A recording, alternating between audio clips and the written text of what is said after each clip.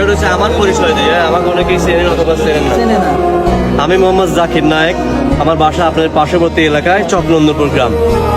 আমি 2025 সালে second class referee দিয়ে আসছি।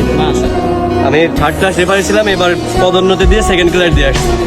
আমি আপনাদের যে খেলাটা, এটা মনে করেন যে একদম গাদা খেলা, ছোট খেলা, বুঝতে পারছেন? এমন কোনো আচরণ করেন না যেন আমার বিহেভিয়ারটা আপনাদের সাথে আমার খারাপ করা লাগে। অর্থাৎ আমার খারাপ আচরণটা কোনটা, আমি আপনাদের সাথে খারাপ আচরণটা হচ্ছে কার্ড শো করা। আপনারা ভালো খেলবেন, আমি ভালো বাঁশি বাজাবো। আপনারা যেমন খেলবেন আমি ঠিক তেমনই বাঁশি বাজাবো। আমার কথা বুঝতে পারছেন?